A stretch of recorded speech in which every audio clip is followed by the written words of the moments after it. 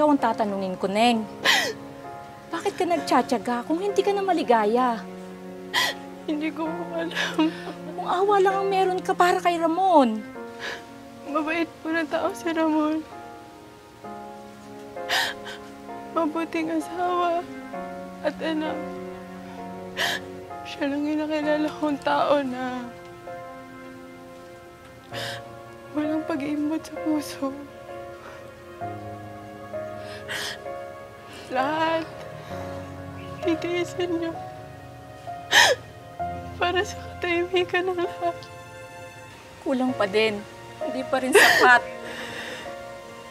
Mahal ko si Ramon. Pero pagod na ako. Kung pagod ka na, ang solusyon dyan, bumukod na kayo ni Ramon. Kakausapin ko siya. Mapipiliin ko siya.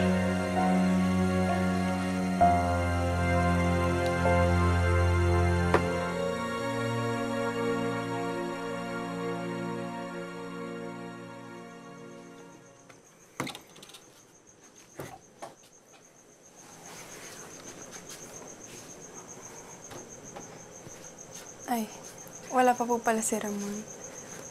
Mainam nga na wala pa siya eh. Bakit mo ba pinaparusahan ang anak ko? Bakit ka ba nagtsatsaga pa sa kanya? Hindi ko pinaparusahan si Ramon. Hindi lang ho kami nagkakaunawaan.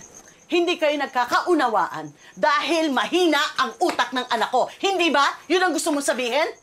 Di ba nung umpisa pa lang ng pagsasama niyo, sinabi ko na sa'yo, pabigat ang anak ko! Pabigat!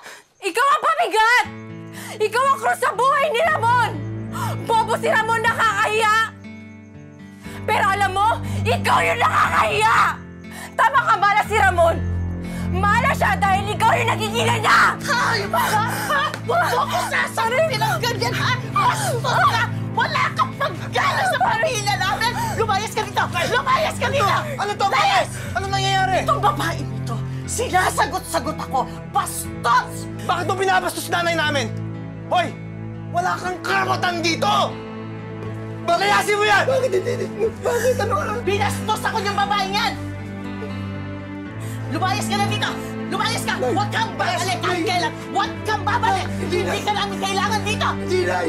Hindi, Nay! Wag! Mia! Mia! Hindi ka alis, di ba?